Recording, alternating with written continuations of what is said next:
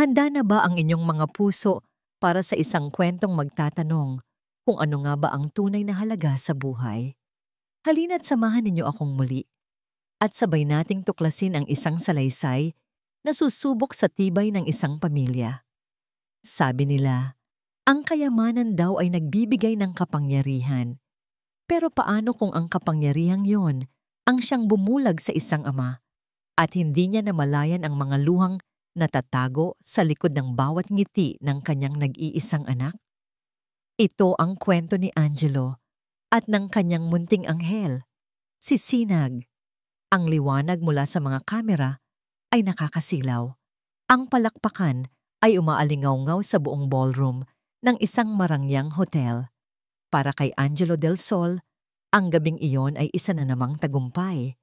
Hawak niya ang isang mabigat na tropeyo na gawa sa kristal, isang simbolo ng kanyang pagiging Automotive King of Asia. Ngumiti siya sa mga kamera, isang nangiting sanay na niyang ipakita sa mundo. Isang nangiting nagsasabing, siya ang numero 1. Ang Del Sol Motors ay hindi lamang isang kumpanya. Deklara niya sa mikropono, ang kanyang boses ay puno ng awtoridad at kumpiyansa. Ito ay isang pamana, isang legasya na itinatayo natin, hindi lamang para sa kasalukuyan, kundi para sa kinabukasan. Narinig niya ang muling paghiyawan ng mga tao, mga business partners, mga mamumuhunan, mga kilalang personalidad sa lipunan. Lahat sila ay bumabati sa kanya. Lahat sila ay humahanga sa imperyong kanyang binuo mula sa wala. Sa kanyang isipan, ang bawat tornilyo, bawat makina, bawat sasakyang lumalabas sa kanilang planta ay isang patunay ng kanyang pagmamahal sa kanyang pamilya. Ito ang paraan niya ng pagsisiguro sa kinabukasan ng kanyang nag-iisang anak. Ngunit sa parehong sandali, sa loob ng isang mansyon na kung tawagin ay Villa Amihan, isang mundong milya-milya ang layo mula sa ingay at kislap ng tagumpay, may isang maliit na bata na nakaupo sa sahig ng malawak na sala. Siya si Sinag Del Sol, 6 na taong gulang, ang nag-iisang anak at tagapagmana ng lahat ng pinaghirapan ni Angelo. Sa kanyang mga kamay ay isang manikang luma. Ang tanging laruang mayroon siya na hindi gawa sa mamahaling materyales. Ito ang huling regalo ng kanyang yumaong ina. Sa paligid niya, ang lahat ay perpekto. Ang mga muebles ay galing pa sa Europa. Ang mga kurtina ay seda. At ang sahig na marmol ay kumikinang sa ilalim ng aranyang kristal. Ang Villa Amihan ay isang paraiso sa paningin ng marami. Ngunit para kay Sinag, ito ay isang malaki at tahimik na hawla. Isang gintong hawla. Naramdaman niya ang pagkauhaw. Dahan-dahan siyang tumayo at naglakad patungo sa kusina. Sinubukan niyang abutin ang isang baso sa counter, ngunit masyadong mataas ito para sa kanya. Sa halip, kumuha siya ng isang maliit na plastic cup, maingat na nagsali ng tubig mula sa dispenser. Ngunit sa kanyang pag-angat, nadulas ang baso sa kanyang maliliit na kamay. Splash! Ang tubig ay kumalat sa kumikinang na sahig. Nanlaki ang mga mata ni Sinag. Ang kanyang paghinga ay tila huminto. Alam niya kung anong kasunod nito. Anong nangyari dito? Isang boses na malambing, pero may talimang narinig niya mula sa kanyang likuran. Si Dahlia Roxas, ang kanyang stepmother, ay nakatayo roon. Nakasuot ito ng isang mamahaling puting bestida. Ang kanyang buhok ay perpektong nakaayos at ang kanyang mukha ay parang isang anghel. Ngumiti ito, ngunit ang nangiti ay hindi umabot sa kanyang mga mata. Natapon ko po, Tita Dahlia. Nanginginig na sabi ni Sinag. Sorry po. Lumuhod si Dahlia para magpantay sila ng bata. Hinaplos nito ang kanyang buhok. It's okay, darling. Aksidente lang yan. Huwag ka nang matakot. Bahagyang gumaan ang pakiramdam ni Sinag, ngunit ang ginhawang iyon ay agad na naglaho nang marinig niya ang tunog ng papalapit na sasakyan ng kanyang ama. Sa isang iglap, nagbago ang lahat. Nang bumukas ang pinto at pumasok si Angelo, abot tenga ang nangiti ni Dahlia. Sinalubong niya ito ng isang mainit na halik. Congratulations, my love. I knew you'd win. Ngumiti si Angelo. Pagod ngunit masaya. Thank you, sweetheart. Napansin niya ang basang sahig at si Sinag na nakatayo sa gilid, takot na takot. Oh, it's nothing, honey. Mabilis na sabi ni Dahlia. Hinihila si Angelo palayo sa eksena. Sinag just spilled a little water. Bata, di ba? I'll have the maids clean it up. Tumango lang si Angelo. Ang isip ay nasa ibang bagay na. Hindi niya napansin ang panginginig sa mga kamay ng kanyang anak. Hindi niya nakita ang takot sa mga mata nito. Nang makalayo na si Angelo papunta sa kanyang study, muling bumaling si Dahlia kay Sinag. Ang nangiti sa kanyang labi ay nawala, napalitan ng isang malamig at nakakatakot na ekspresyon. Mabilis nitong hinawakan ng mahigpit ang braso ng bata. Napangiwi si Sinag sa sakit. Ano ang sinabi ko sa iyo tungkol sa pagiging pabaya? Bumulong si Dahlia. Ang bawat salita ay parang yelo. Ang damit na ito ay mas mahal pa sa buong pagkatao mo. Sa susunod na maging dahilan ka para madumihan ako, sisiguraduhin kong dila mo ang ipanglilinis mo sa sahig na to. Naiintindihan mo?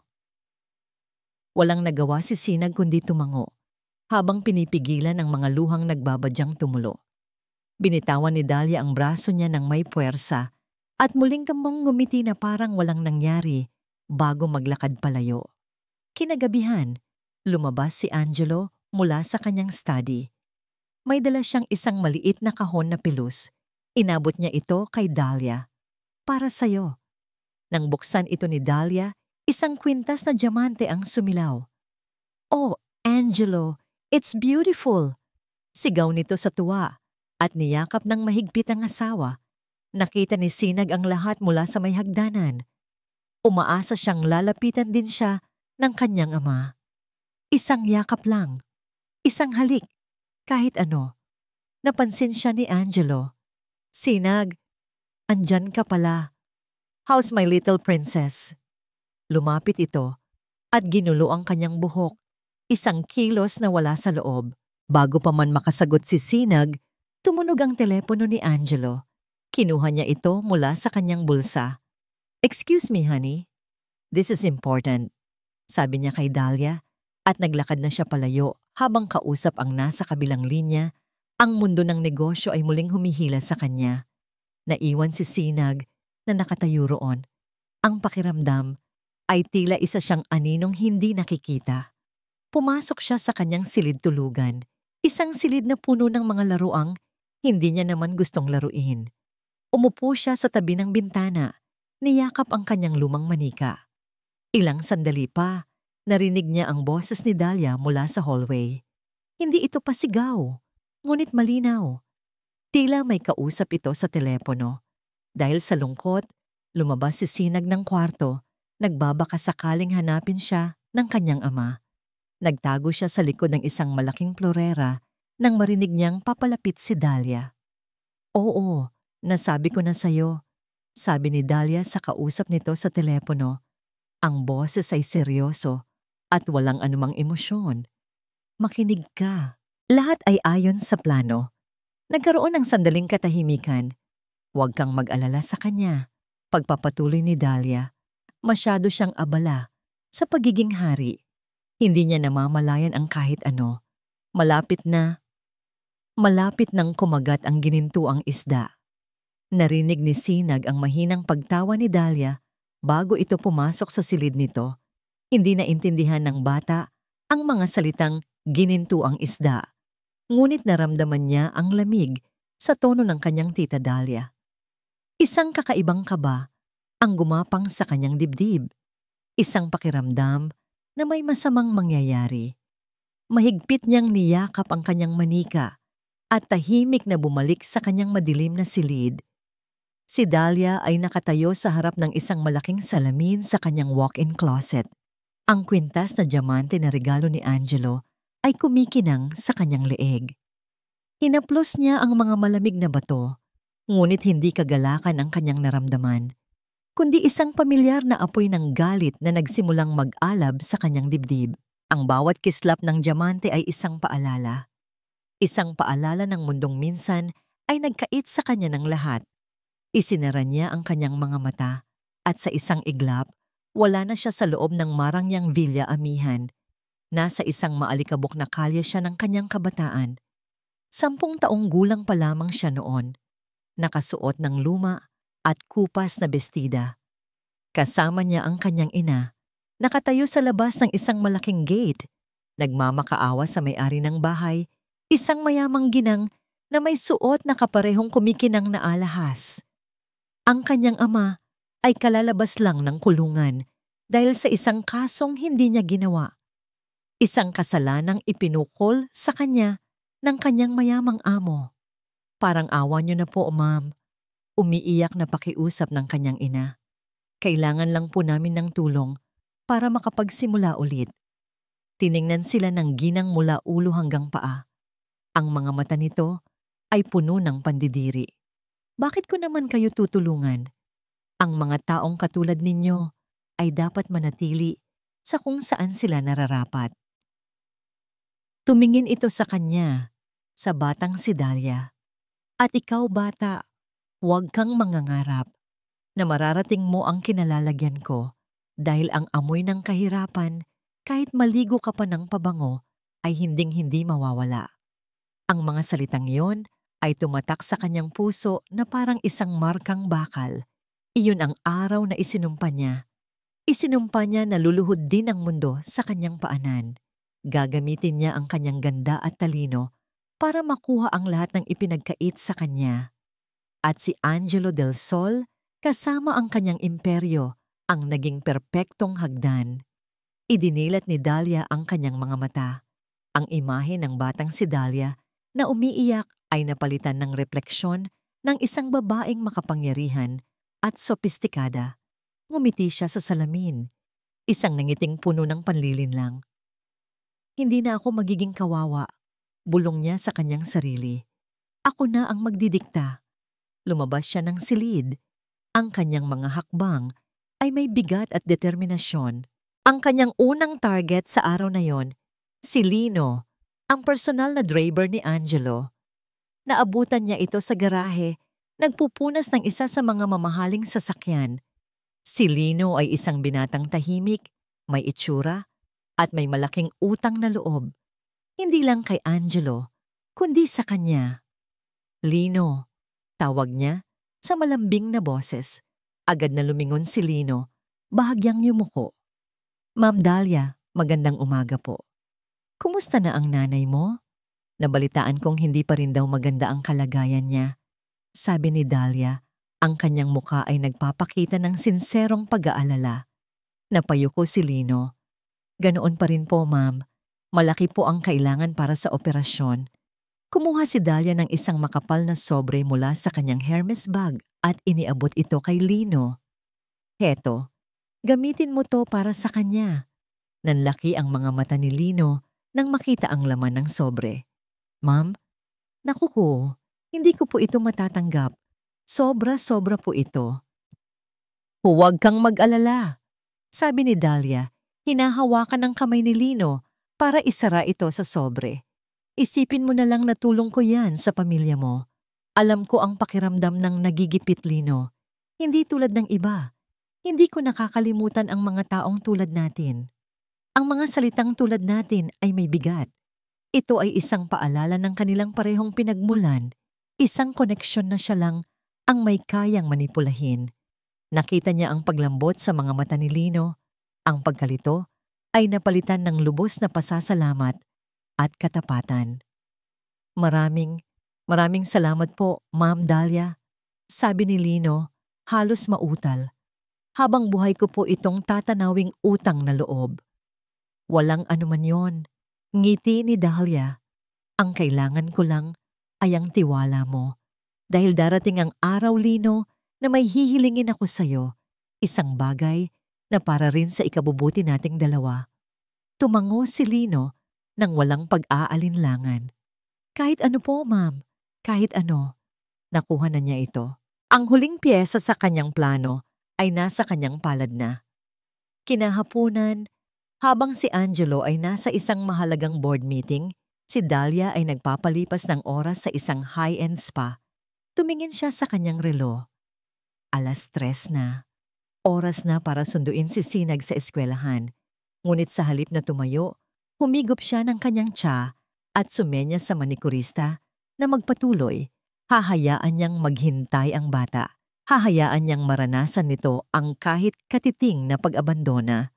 Makalipas ang halos 2 oras, nang magsimulang pumatak ang ulan, saka lamang siya nag-utos kay Lino na sunduin si Sinag. Pagdating nila sa Villa Amihan, basang-basa si Sinag, nanginginig sa ginaw at takot. Ang kanyang uniforme ay puno ng putik.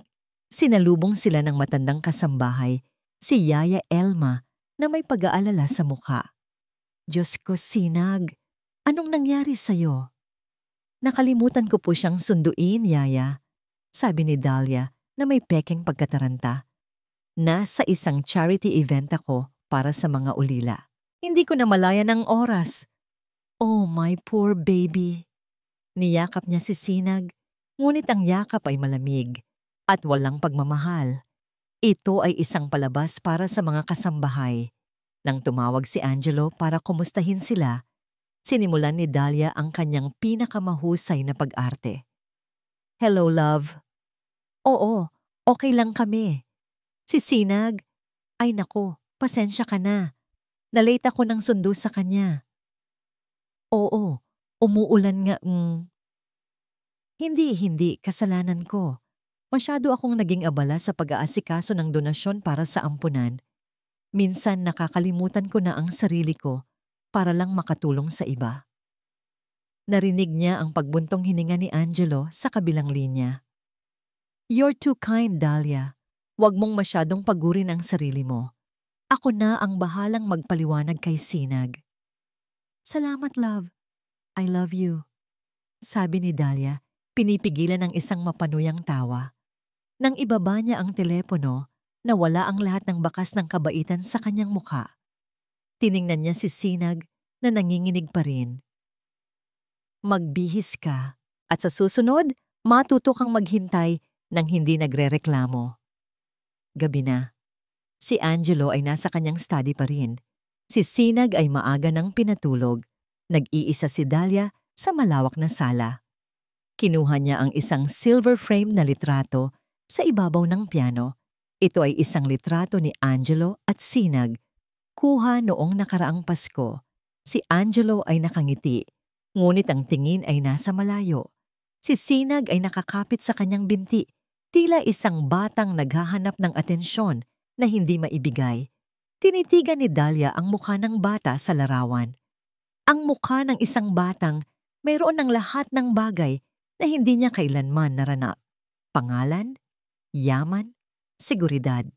Isang batang sagabal sa kanyang plano. Dahan-dahan, gamit ang kanyang perpektong manicure na kuko, kinaskas niya ang mukha ni Sinag sa litrato. 1 beses, 2, 3. Hanggang sa ang nangiti ng bata ay tuluyan ng nabura at napalitan ng isang puting gasgas. Tiningnan niya ang kanyang obra. Malapit na. Bulong niya sa katahimikan ng mansyon. Magiging akin din ang lahat. Ang hangin sa loob ng boardroom ng Del Sol Motors ay halos pwedeng hiwain sa tensyon. Si Angelo Del Sol ay nakaupo sa dulo ng isang mahabang mesa, napapaligiran ng kanyang mga pinakamagagaling na abogado at executives. Sa kabilang panig, sa pamamagitan ng isang malaking video conference screen, ay ang mga seryosong mukha ng mga board members mula sa isang karibal na kumpanya sa Japan. Ito na ang huling yugto ng negosasyon para sa isang merger na magbabago sa takbo ng industriya ng sasakyan sa buong Asya. Para kay Angelo, ito ang laban ng kanyang buhay. Ang bawat numero, bawat probisyon sa kontrata ay mahalaga. Ang kanyang isip ay parang isang supercomputer, nagpoproseso ng daan-daang impormasyon kada segundo. Ang kanyang atensyon ay ekstra porsyentong nakatuon sa tagumpay.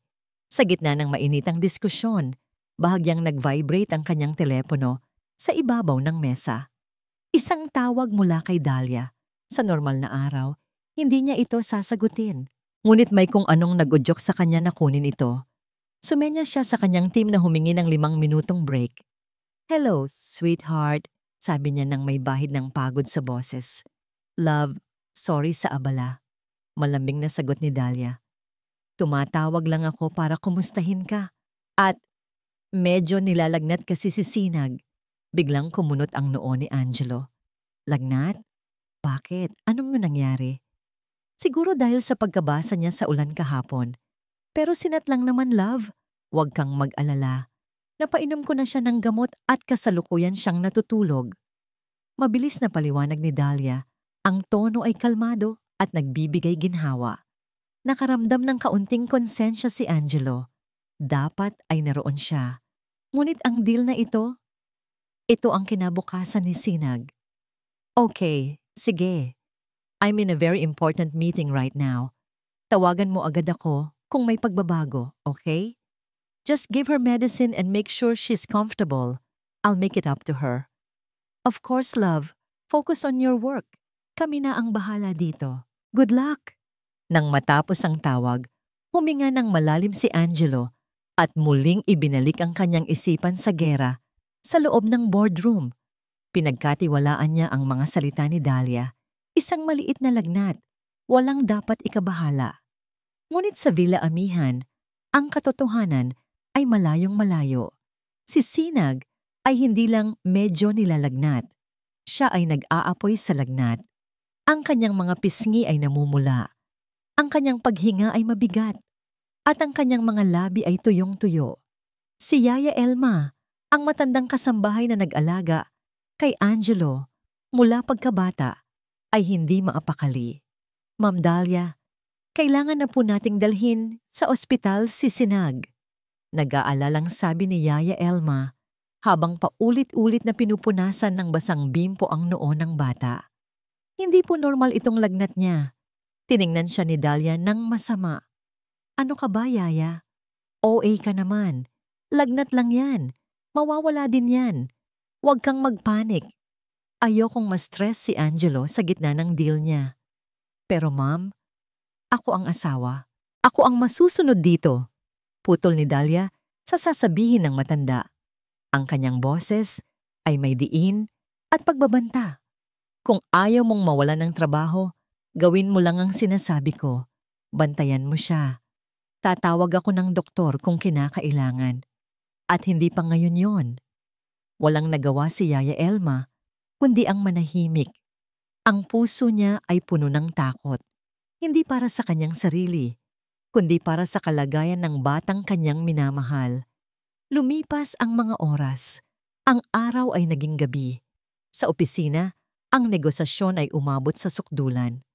Sa huli, pagkatapos ng 12 oras na walang tigil na debate, nakamit ni Angelo ang lahat ng kanyang gusto. Ang mga hapon ay pumayag sa kanyang mga kondisyon. Isinara nila ang deal. Tagumpay. Naghiyawan ang kanyang team. Nagkamayan sila. Nagbukas sila ng champagne. Pakiramdam ni Angelo ay nasa tuktok siya ng mundo. Ang Del Sol Motors ay hindi na lamang hari ng Pilipinas, kundi isang emperador sa Asya. Ito na ang legasiya. Ito na ang katuparan ng lahat ng kanyang pangarap. Habang pauwi sa kanyang sasakyan, pagod ngunit nagagalak, doon niya lamang muling naalala si Sinag. Tatawagan niya sana si Dahlia nang biglang pumasok sa kanyang isip. "Uuwi na ako. Mas mabuting personal ko siyang makita." Naisip niya ang mga laruang bibilhin niya para sa anak bukas bilang pambawi. Ngunit sa mga sandaling iyon, sa loob ng malaking silid ni Sinag, ang sitwasyon ay mas lumalala. Ang lagnat ay umaatake sa munting katawan ng bata. Nagsimula siyang managinip ng masama. Gumagalaw ang kanyang ulo sa unan. Ang kanyang mga kamay ay kumakapa sa hangin. Pawis na pawis siya. Lumapit si Yaya Elma at hinawakan ang kanyang kamay. "Sinag, Apo, andito lang si Yaya." Biglang hinigpitan ni Sinag ang hawak sa kamay ng matanda. Ang kanyang mga mata ay bahagyang bumukas, ngunit ang tingin nito ay malabo at wala sa sarili. Tila may nakikita siyang ibang tao. "Mama?" Mahinang bulong niya, Ang boses ay garalgal. Naluluhang tumango si Yaya Elma. Oo, apo. Ang mama mo. Mama. Pagpapatuloy ni Sinag, ang mga luha ay nagsimulang mamuo sa gilid ng kanyang mga mata. Huwag niyo po akong iiwan. Huwag niyo pong hayaan na saktan niya ako. Ang mga salitang iyon ay parang punyal na tumusok sa puso ni Yaya Elma. Sino ang tinutukoy ng bata? Sa labas ng pinto, nakatayo si Dahlia. Narinig niya ang lahat. Ngunit walang bakas ng awa o pag-aalala sa kanyang mukha. Sa halip, isang malamig at kalkuladong nangiti ang unti-unting nabuo sa kanyang mga labi. Ang ama ay abala sa kanyang tagumpay. Ang anak ay mahina at walang kalaban-laban. Ang buong bahay ay nasa ilalim ng kanyang kontrol. Ito na ang pagkakataon. Ito na ang perpektong sandali. Kinuha niya ang kanyang telepono, naglakad palayo sa silid ni Sinag at tinawagan ng isang numero na matagal na niyang kabisado. Lino, sabi niya sa mababang boses nang sagutin ang tawag. Makinig kang mabuti. Nagkaroon ng sandaling katahimikan. Oras na. Anging mundo ni Sinag ay isang malabo at umiikot na panaginip. May mga boses siyang naririnig, ngunit ang mga ito ay tila nanggagaling sa ilalim ng tubig. May mga kamay na humahaplos sa kanyang noo, ngunit hindi niya matiyak kung ang mga ito ay totoo o bahagi lamang ng kanyang lagnat. Sa kanyang isipan, paulit-ulit niyang tinatawag ang isang pangalan. Mama, Mama. Pagod na pagod siya. Ang kanyang mga talukap ay tila may pabigat. Gusto na lang niyang matulog ng matagal. Ngunit isang boses ang pumunit sa lambong ng kanyang panaginip. Isang boses na pamilyar, ngunit may kakaibang tono ngayon. Sinag? Darling, gising na. Dahan-dahan niyang iminulat ang kanyang mga mata. Nakatayo sa tabi ng kanyang kama, si Tita Dahlia niya. Ngunit ang mukha nito ay iba. Ang laging blangkong mga mata nito ay may kislap. Ang mga labi nitong laging tuwid ay nakangiti ng malapad. Isang nangiting hindi niya pa kailanman nakita. Titita! Hirap na sabi ni Sinag. Ang lalamunan niya ay tuyo. Shh! May sorpresa ako sa'yo. Malambing na bulong ni Dahlia. Ang daddy mo, may inihanda siyang espesyal na araw para sa'yo. Daddy? Ang salitang yun ay parang isang malamig na tubig na gumising sa kanyang diwa. Ang kanyang ama? May sorpresa para sa kanya. Ang lahat ng sakit at panghihina sa kanyang katawan ay tila pansamantalang naglaho, napalitan ng isang mainit na kislap ng pag-asa. Talaga po? Tanong niya. Ang boses ay puno ng hindi makapaniwalang tuwa. Tumango si Dahlia. Oo, kaya kailangan nating magmadali. Tinawagan niya ako. Gusto niyang maging pinakamagandang prinsesa ka ngayong araw. Tinulungan ni Dahlia si Sinag na bumangon. Kahit na nahihilo pa siya, pinilit niyang tumayo. Inalalayan siya ni Dahlia papunta sa banyo at pagkatapos ay sa harap ng kanyang aparador. Kinuha nito ang isang damit na halos hindi pa niya naisusuot. Isang dilaw na bestida na may malaking laso sa likod, parang damit ng isang prinsesa sa fairy tale. Isipin mo na lang, Sinag, sabi ni Dahlia habang maingat siyang binibihisan. Ikaw at ang daddy mo lang. Walang trabaho, walang mga meeting, isang buong araw para sa'yo. Ang bawat salita ni Dahlia ay parang musika sa pandinig ni Sinag. Ito na yon. Ito na ang araw na matagal na niyang hinihintay. Ang araw na mapapansin din siya ng kanyang ama.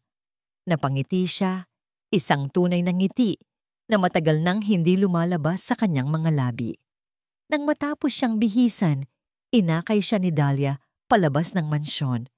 Sa driveway, ang isang itim at makintab na sasakyan ay naghihintay at sa driver's seat, nakaupo ang pamilyar na si Lino. Ngumiti si Sinag sa kanya. Kuya Lino, may surprise daw po si Daddy sa akin. Masayang sabi niya. Nakita niya ang bahagyang pagbabago sa mukha ni Lino. Isang mabilis na kislap ng kung anong emosyon na hindi niya maintindihan. Ngunit ngumiti rin ito, kahit patila pilit. Ganoon po ba, Ma'am Sinag? Sakay na po kayo.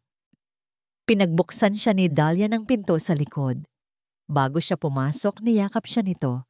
Isang yakap na ikinagulat niya. Mag-enjoy ka, darling.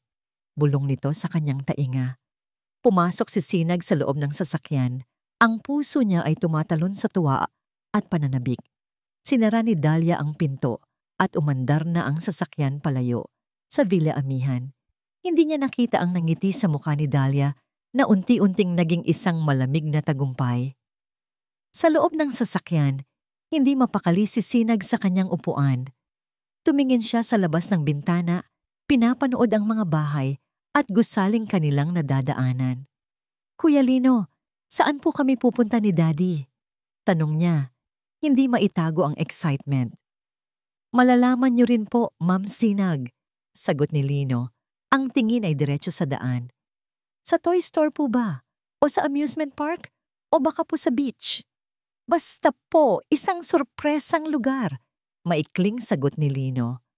Ang kanyang mga kamay ay mahigpit na nakahawak sa manibela. Napansin ni Sinag na hindi tumitingin si Lino sa kanya sa rearview mirror, hindi tulad ng dati. Napansin din niya na hindi na sila nasa pamilyar na daan papunta sa syudad. Lumiko sila sa isang kalyeng hindi pa niya nakikita dati. Isang lugar na puro mga pabrika at mga lumang gusali. Ang tuwa sa kanyang dibdib ay unti-unting napalitan ng isang maliit na pagtataka. Kuya Lino, bakit po dito tayo dumadaan? Parang wala naman pong mall dito. Hindi sumagot si Lino. Mas binilisan pa nito ang pagpapatakbo. Ang langit sa labas ay nagsimulang dumilim. Ang mga puno ay napalitan ng mga pader na may kalawang. Ang pakiramdam ng pananabik ay dahan-dahang ginagapangan ng kaba. Bakit ang tahimik ni Kuya Lino? Bakit sila nasa lugar na mukhang nakakatakot? Maya-maya, huminto ang sasakyan. Huminto ito sa harap ng isang malaki at kinakalawang na gate ng isang abandonadong bodega. Walang ibang sasakyan, walang ibang tao. Tanging ang ugong ng hangin at ang tunog ng mabilis na pagtibok ng kanyang puso. Kuya Lino, nasaan po tayo? Nanginginig na tanong ni Sinag. Nasaan po si Daddy? Sa unang pagkakataon, lumingon si Lino sa kanya. Ang mukha nito ay puno ng awa at pagsisisi.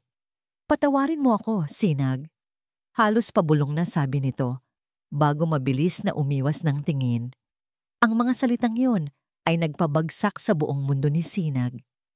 Kasabay noon, ang malaking pinto ng bodega ay dahan-dahang bumukas, gumagawa ng isang nakakakilabot na tunog. Sa dilim sa loob, may isang aninong nakatayo. Isang anino ng isang lalaking hindi niya kilala. Ang pinto ng sasakyan sa kanyang tabi ay bumukas. Hindi ito si Angelo Del Sol. Hindi ito ang kanyang ama. Napuno ng luha ang kanyang mga mata. Ang kanyang huling pag-asa ay ang lalaking nasa driver's seat. Tumingin siya rito. Ang kanyang mga mata ay nagmamakaawa. Humihingi ng tulong. Kuya Lino! Umiiyak na tawag niya. Ngunit si Lino ay hindi lumingon. Nakatitig lang ito sa harap, sa kawalan. Tila ayaw makita ang takot at pagkawasak sa mga mata ng batang kanyang ipinagkanulo. Ang pagpasok ni Angelo Del Sol sa malaking pinto ng Villa Amihan ay parang pagpasok ng isang hari sa kanyang palasyo. Ang bigat ng tropeyo ay nawala na, napalitan ng magaan at nagagalak na pakiramdam. Ang tagumpay ay may kakaibang tamis. Sa wakas, pagkatapos ng maraming taong walang tulog at walang katapusang sakripisyo, na semento na niya ang pangalan ng Del Sol sa kasaysayan. Lahat ng ito ay para kay Sinag. I'm home! Masayang anunsyo niya. Ang boses ay umalingaw-ngaw sa malawak at tahimik na foyer. Inaasahan niyang sasalubungin siya ng maliliit na mga yapak, ng isang masayang sigaw ng daddy, ng isang mainit na yakap mula sa kanyang munting prinsesa. Ngunit ang tanging sumalubong sa kanya ay katahimikan. Isang katahimikang hindi normal. Isang katahimikang malamig at mabigat. Sinag. Dahlia. Tawag niya ulit. Habang inilalapag ang kanyang leather briefcase sa isang antigong mesa, naglakad siya papasok sa sala. Walang tao. Sa kusina, ganoon din. Nagsimula siyang makaramdam ng bahagyang inis. Sa gabing ito na dapat ay ipinagdiriwang nila, nasaan ang lahat? Biglang may lumabas mula sa hallway. Si Dahlia. Ang itsura nito ay nagpatigil sa paghinga ni Angelo. Ang perpektong ayos nitong buhok ay bahagyang magulo. Ang kanyang mamahaling damit ay tila lukot. At ang kanyang mukha ay puno ng pag-aalala. "Love, thank God you're here," sabi nito. Ang boses ay nanginginig. Lumapit ito at niyakap siya ng mahigpit. "Kanina pa kita tinatawagan." "What's wrong? Where's Sinag?"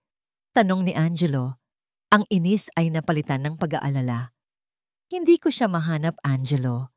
Humihikbing sabi ni Dahlia. "Naglaro kami ng taguan kanina pagkatapos niyang magising. Pero hindi ko na siya makita. I've looked everywhere. Sa garden, sa bawat silid, pati mga katulong, naghahanap na rin." Ang puso ni Angelo ay nagsimulang tumibok ng mabilis. "What do you mean you can't find her? This is a big house, Dahlia. She's probably just fallen asleep in a corner somewhere." Ngunit habang sinasabi niya iyon, alam niyang may mali. Kilala niya si Sinag. Hindi ito magtatago ng ganito katagal, lalo na't alam niyang uuwi na siya. "Angelo, 1 oras na kaming naghahanap." Giit ni Dahlia. Ang mga luha ay tumutulo na sa kanyang mga pisngi. "Kinakabahan na ako." Ang takot ay nagsimulang gumapang sa sistema ni Angelo. Ang tagumpay na naramdaman niya kanina ay parang bulang biglang naglaho. Inilibot niya ang buong bahay. Ang bawat sigaw niya ng "Sinag" ay sinasagot lamang ng alingawngaw. Ang malaking mansyon, na dati simbolo ng kanyang kapangyarihan, ay tila naging isang malawak na kulungan ng pangamba. At bigla, sa gitna ng kanilang pag-aalala, isang tunog ang pumunit sa katahimikan. "Kring! Kring!" Ang tunog ng telepono sa sala. Ang lumang landline na bihirang gamitin. Nagkatinginan sila ni Dahlia. Walang gumagalaw. Parang isang ahas ang tunog na yon. Makamandag at nagbabanta. "Kring! Kring! Sagutin mo, Angelo. Baka may balita." Nanginginig na, sabi ni Dahlia. Dahan-dahang lumakad si Angelo patungo sa telepono. Ang bawat hakbang ay parang may pabigat na 1,000 libra. Inangat niya ang handset. Ang kanyang kamay ay bahagyang nanginginig. "Hello?" Isang katahimikan. Tapos, isang boses. Isang boses na hindi tao. Ito'y binago ng teknolohiya, malamig, metaliko, at walang anumang emosyon. "Makinig kang mabuti, Angelo del Sol." Ang dugo ni Angelo ay tila nagyelo sa kanyang mga ugat. "Nasa amin ang anak mo." Pagpapatuloy ng boses, "Kung gusto mo siyang makitang buhay ulit, meron ka lang isang bagay na kailangan mong gawin." "Sino ka? Anong kailangan mo? Pera? Sabihin mo kung magkano." Desperadong sigaw ni Angelo. Ang kanyang boses ay nagkalamat. Isang malamig na tawa ang narinig niya mula sa kabilang linya. "Hindi pera ang kailangan namin sa'yo, Ginoong Del Sol. Masyadong simple yan para sa isang taong tulad mo." Nagkaroon ng pause. Isang pause na tila tumagal ng 1 taon. "Gusto namin ang Del Sol Motors, ang buong kumpanya. Ipapasakamay mo sa amin ang lahat ng pag-aari mo. Bawat shares, bawat asset, lahat." Nabitawan ni Angelo ang kanyang paghinga. Hindi ito totoo. Ito ay isang masamang panaginip. Nababaliw ka na ba? "Mayroon kang 24 na oras, Angelo." Sabi ng boses, hindi tininag ng kanyang pagsigaw. 24 na oras para pumili. Ang imperyo mo o ang buhay ng anak mo. Isang maling galaw, isang tawag sa pulis, at ibabalik namin sa'yo si Sinag piraso-piraso. Click. Ang tunog ng pagbaba ng telepono ay parang isang putok ng baril sa tainga ni Angelo. Nabitawan niya ang handset. Bumagsak ito sa sahig na marmol. Gumawa ng isang malakas na kalabog. Napaatras siya. Napasandal sa pader. Ang kanyang mga binti ay tila naging halaya. Ang hari ng Asya. Ang taong kayang bilhin ang lahat. Sa unang pagkakataon sa kanyang buhay, naramdaman niya ang absolutong kawalan ng kapangyarihan. Angelo! Anong nangyari? Sino yon? Umiiyak na tanong ni Dahlia, lumapit at yumakap sa kanya. Hindi makasagot si Angelo. Ang kanyang mundo ay gumuho sa loob lamang ng ilang segundo. Niyakap niya pabalik si Dahlia, kumapit dito, na parang ito ang kanyang tanging salbabida sa gitna ng isang marahas na karagatan. Hindi niya alam na ang taong kanyang niyayakap ay ang mismong bagyong sisira sa kanyang buong pagkatao. Bzz, bzz, ang pag-vibrate ng kanyang cellphone sa kanyang bulsa. Nanginginig ang mga kamay na kinuha niya ito. Isang text message mula sa isang unknown number. Binuksan niya ito. Ito ay isang litrato. Ang kanyang munting sinag. Nakaupo sa isang silyang kahoy sa isang madilim na lugar. Ang kanyang magandang dilaw na bestida ay marumi na. Ang kanyang mga kamay at paa ay tinalian. Ang kanyang bibig ay may takip na itim na tape. Ngunit ang pinakamasakit sa lahat ay ang kanyang mga mata. Mga matang dilat sa takot, puno ng mga luhang hindi makatakas. Sa kanyang kandungan, may isang dyaryo. Ang dyaryo para sa araw na yon. At sa headline, ang kanyang nakangiting mukha. Hawak ang tropeo ng tagumpay. Ang imahe ay sinunog sa kanyang isipan. Isang brutal na sampal ng katotohanan. Isang mensaheng malinaw pa sa sikat ng araw. Hawak namin ang iyong kahapon. At ngayon, hawak namin ang iyong bukas kamamanamikog. 2 police car na walang sirena ang pumarada sa labas ng malaking gate ng Villa Amihan. Si Angelo, sa kabila ng direktang pagbabanta, ay gumawa ng isang desisyon. Hindi niya isusuko ang kanyang anak. Hindi niya isusuko ang kanyang imperyo ng walang laban. Lihim siyang tumawag sa isang police general na matalik niyang kaibigan at pinagkakatiwalaan. Sa loob ng study ni Angelo, ang tensyon ay namumuo. Ang mga detective na nakasuot ng pangsibilyan ay maingat na nagtatanong. Si Dahlia, nakaupo sa isang leather armchair, ay gumanap sa kanyang papel ng buong husay. May mga kaaway po ba sa negosyo ang asawa niyo, Mrs. Del Sol? Tanong ng hepe ng mga investigador, isang lalaking nasa edad 50 na may seryosong mukha. Umiling si Dahlia, ang kanyang mga mata ay namumugto at pula sa kunwaring pag-iyak. Si Angelo, mabait siyang tao. Oo, mahigpit siya sa negosyo, pero wala akong alam na kaaway na gagawa ng ganito kakarumal-dumal na bagay. Hinawakan niya ang kamay ni Angelo. Ang gusto ko lang ay bumalik na ang anak ko, ang aming sinag. Pinagmasdan siya ni Angelo at sa puso niya ay may tumubong pasasalamat. Sa gitna ng pinakamadilim na unos ng kanyang buhay, naroon si Dahlia. Matatag, mapagmahal, ang kanyang kanlungan. Hindi niya alam na ang kanlungang iyon ay ang mismong sentro ng bagyo. Habang nagpapatuloy ang investigasyon, nagpaalam si Dahlia. Kukuha lang ako ng tubig at ng gamot ko sa sakit ng ulo. Mahinang sabi niya. Walang sino mang naghinala. Walang sino mang nakapansin sa malamig na kislap sa kanyang mga mata habang tumatalikod siya. Dumaan siya sa kusina, uminom ng tubig para lamang may maipakita at pagkatapos ay lumabas sa pinto sa likod. Gamit ang isang maliit na burner phone na itinago niya, nagdial siya ng isang numero. Isang ring lang, sinagot na ito.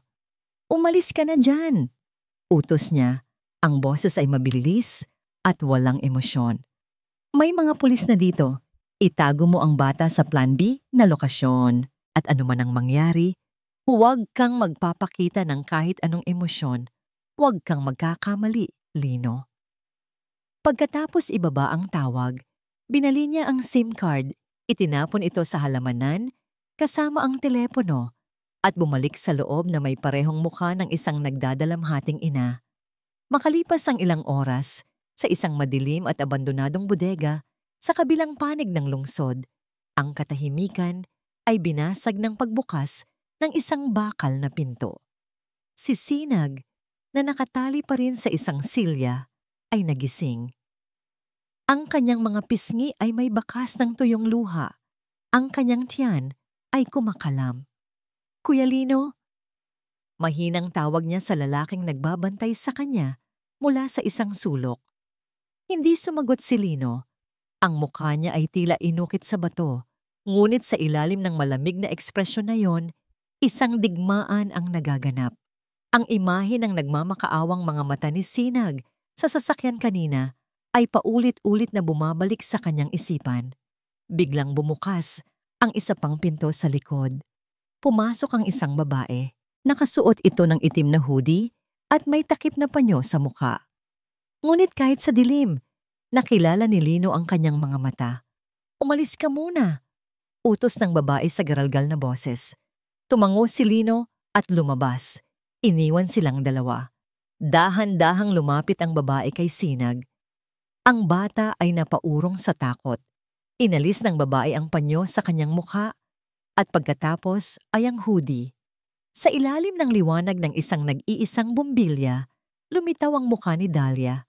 Ang mukha na nakita ni Sinag kanina na puno ng pekeng pag-aalala ay wala na. Ang kaharap niya ngayon ay isang estranghero, isang babaeng may mga matang puno ng yelo.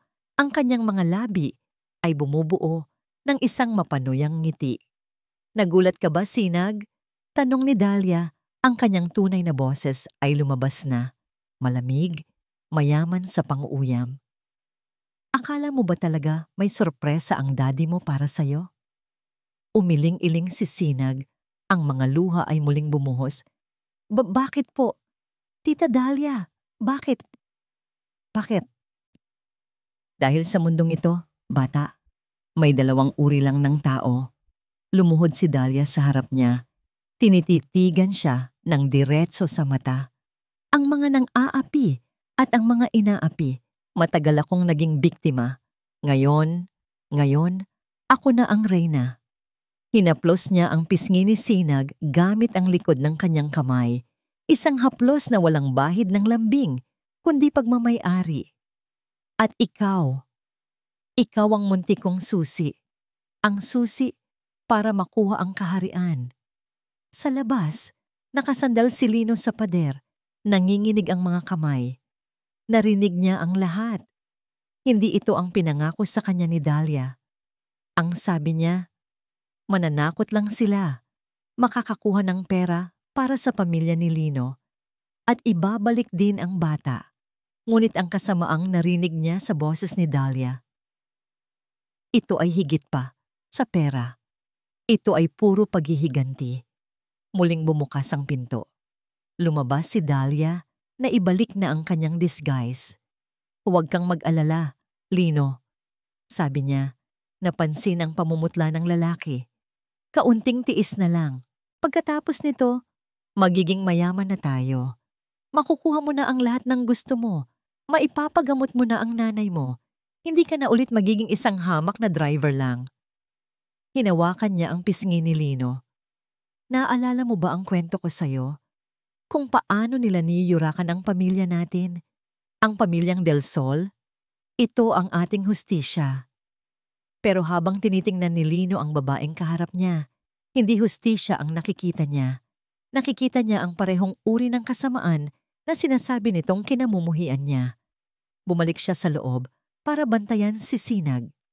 Ang bata ay umiiyak ng tahimik. Ang katawan ay nanginginig. Isang bahagi ng isip ni Lino ay nagsisigaw na tulungan ng bata, na itakas ito.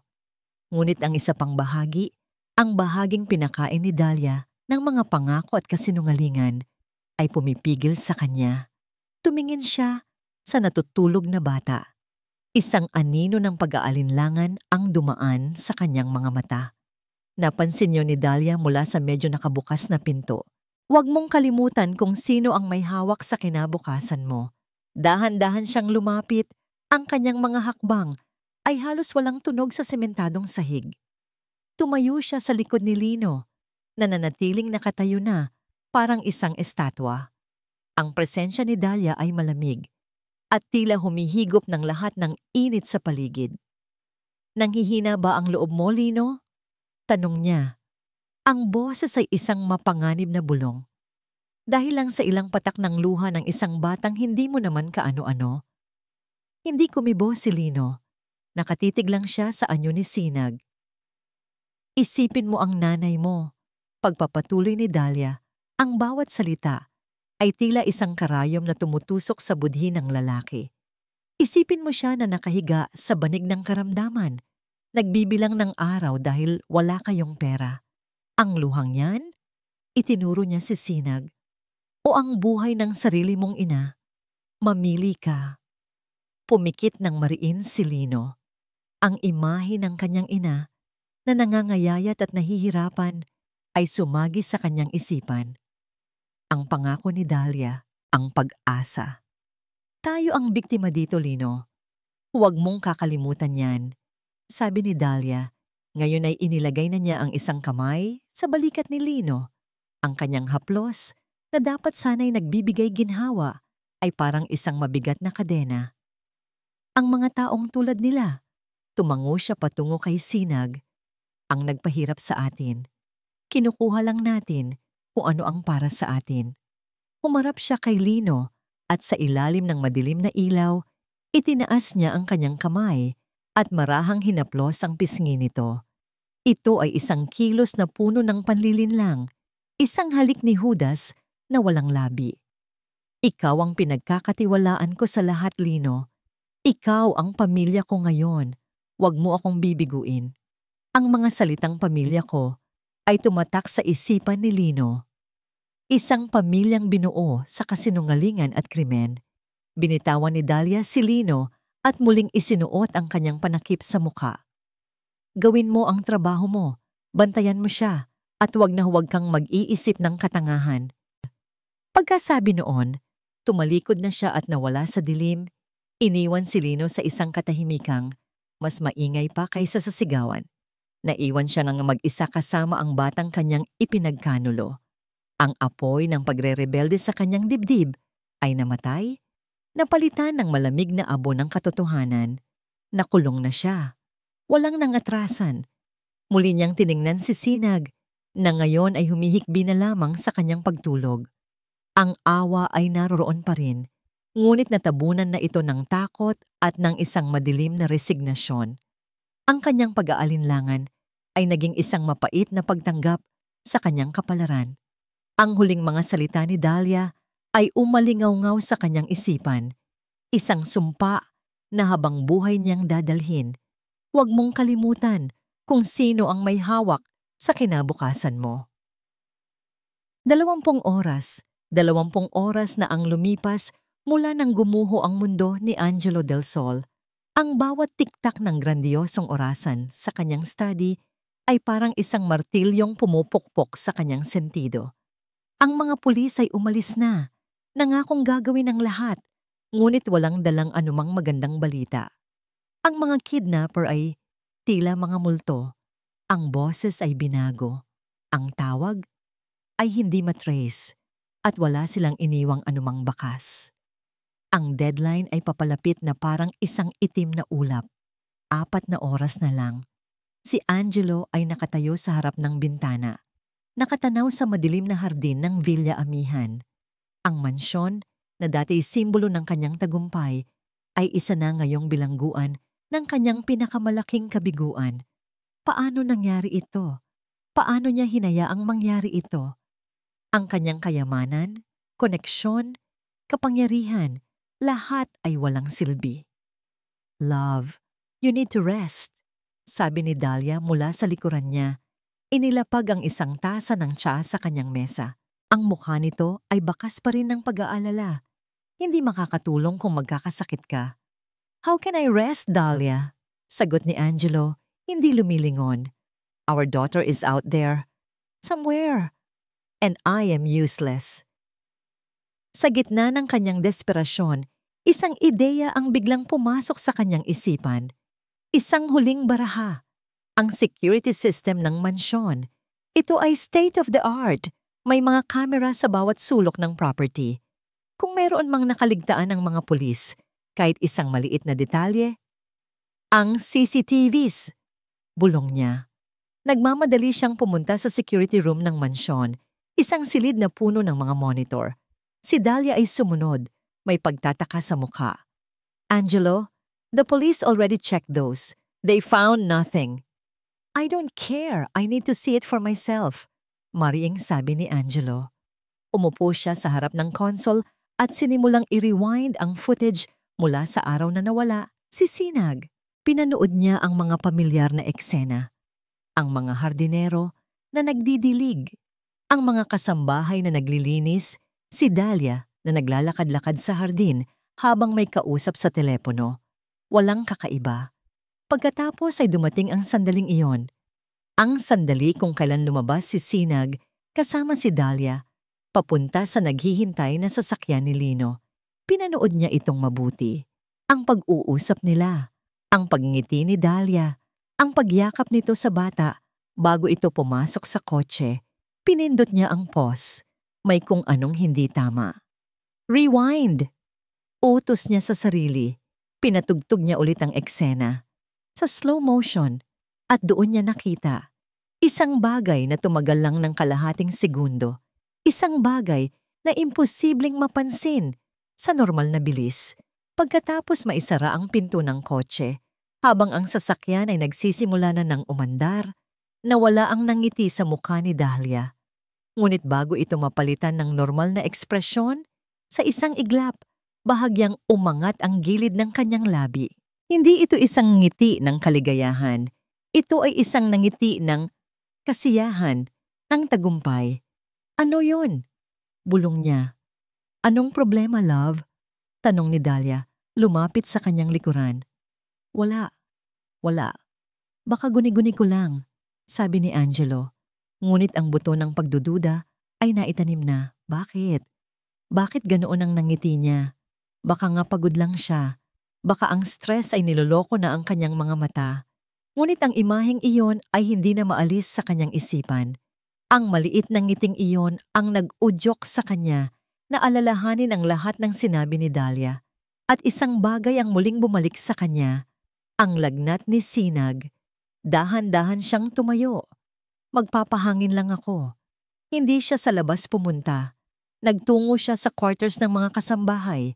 Naabutan niya si Yaya Elma na nakaupo sa isang sulok ng kusina nila. Nagdarasal habang hawak ang isang rosaryo. Yaya, mahinang tawag ni Angelo. Nagulat ang matanda. Agad itong tumayo. Sir Angelo, Yaya, kailangan kong malaman ang totoo, sabi ni Angelo. Ang kanyang boses ay seryoso. Gaano kalala ang lagnat ni Sinag kahapon? Nakita niya ang takot sa mga mata ni Yaya Elma. Nag-iwas ito ng tingin. Sisinat lang po, sir. Tulad po ng sabi ni Ma'am Dahlia. Yaya Elma, look at me. Pakiusap ni Angelo. Lumapit at hinawakan ang balikat ng matanda. Ang buhay ng anak ko ang nakasalalay dito. Kahit ang pinakamaliit na detalye ay importante. Please, tell me the truth. Nakita ni Yaya Elma ang desperasyon sa mga mata ng kanyang alaga. Bumuntong hininga ito. Tila isinusuko ang isang mabigat na pasanin.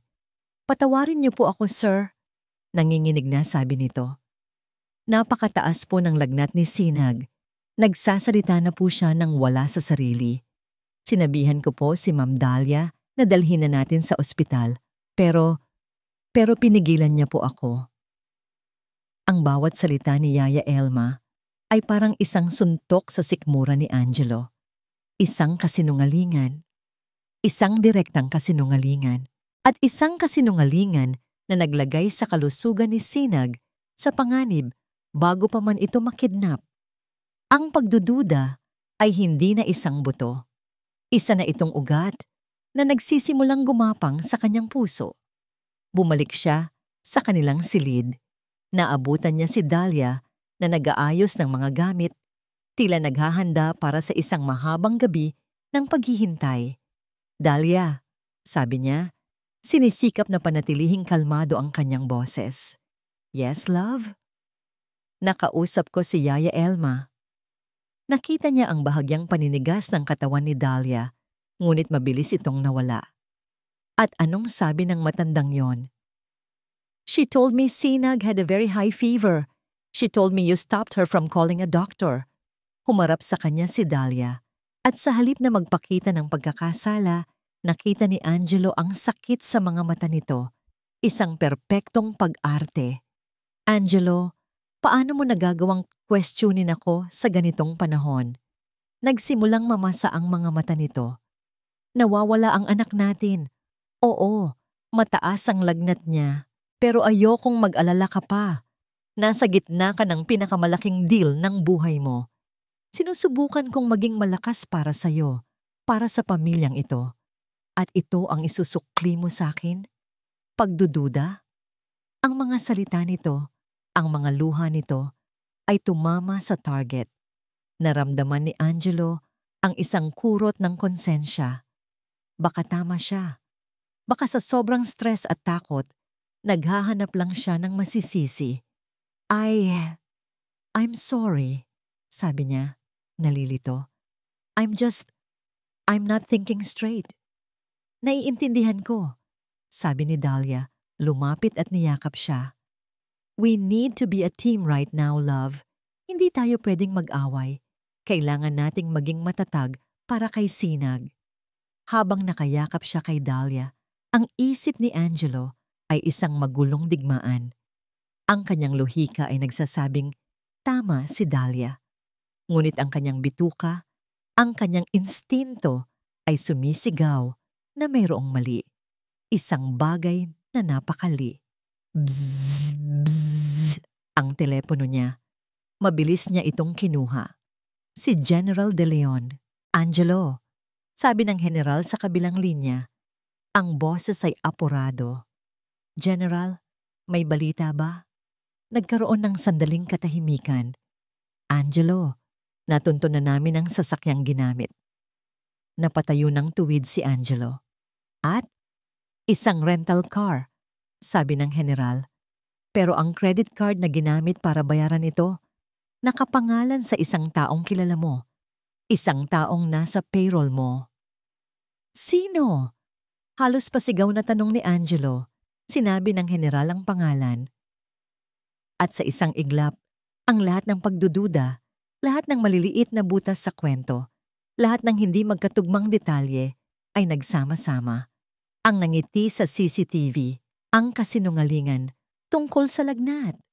At ngayon, ang pangalang ito, ang lahat ay bumuo ng isang imahe. Isang imahe ng isang napakalaking pagtataksil. Nabitawan ni Angelo ang telepono.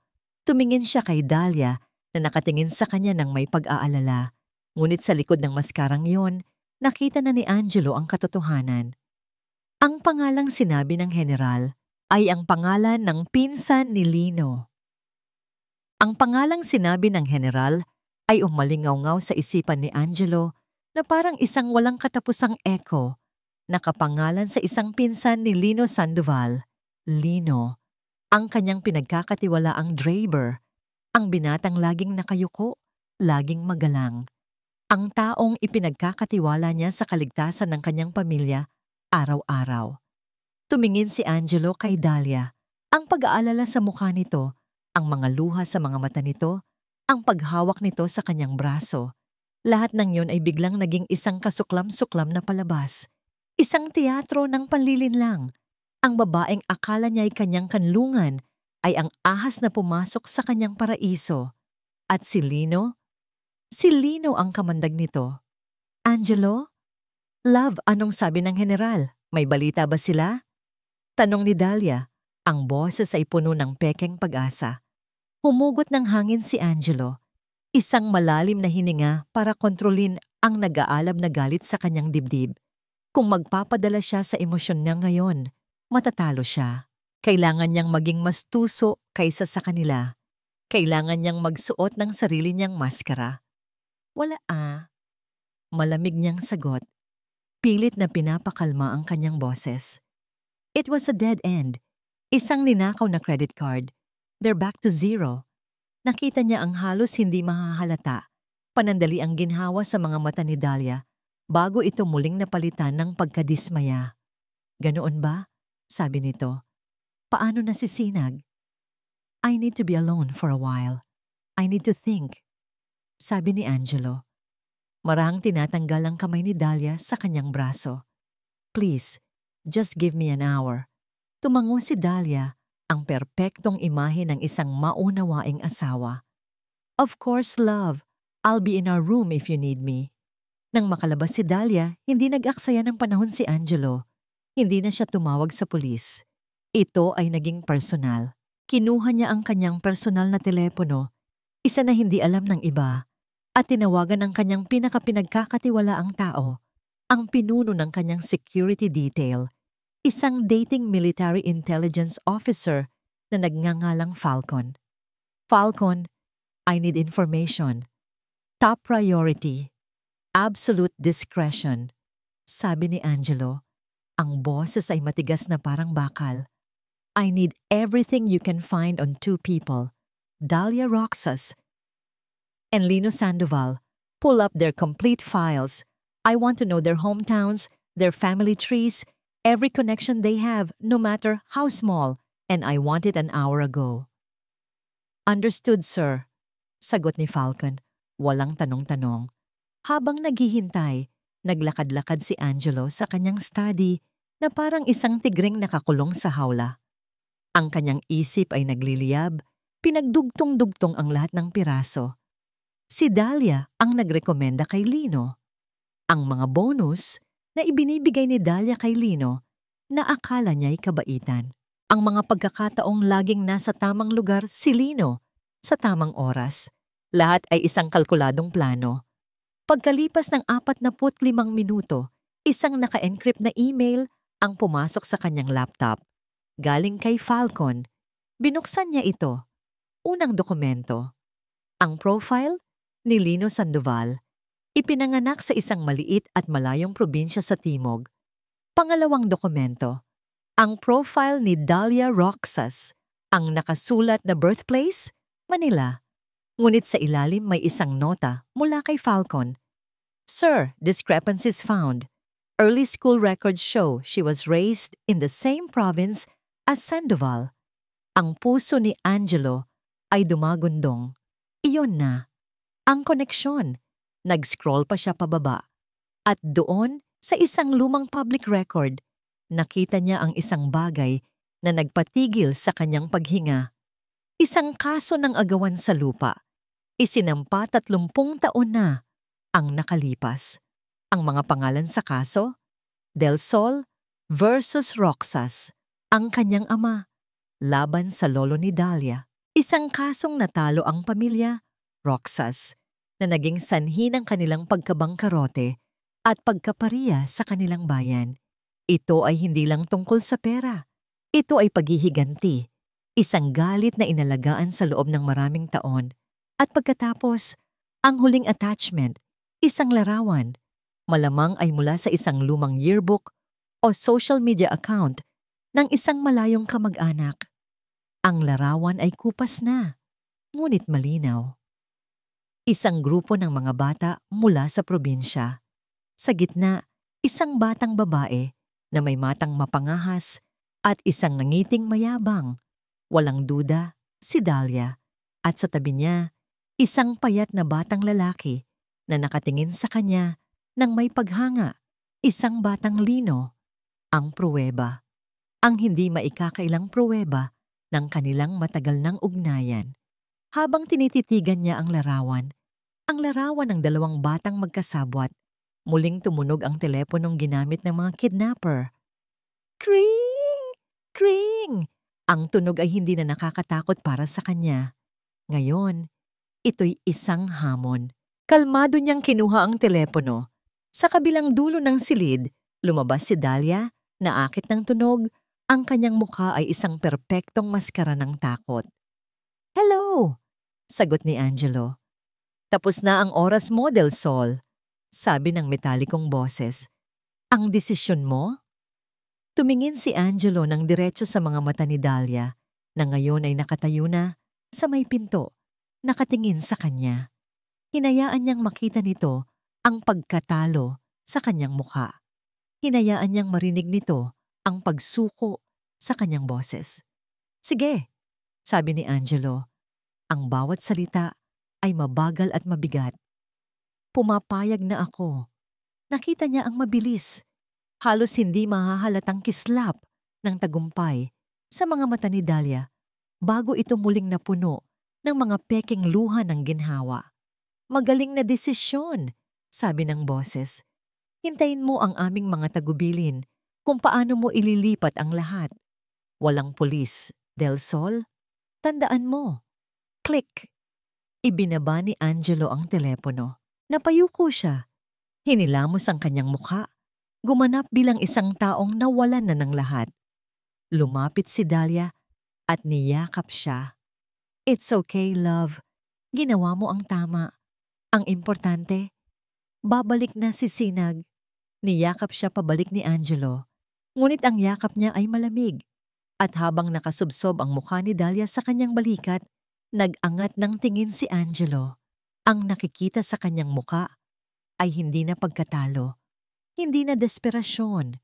Ito ay ang mukha ng isang predator na kakahanap lang sa kanyang biktima. Ang mukha ng isang hari na bawi ng kanyang kaharian.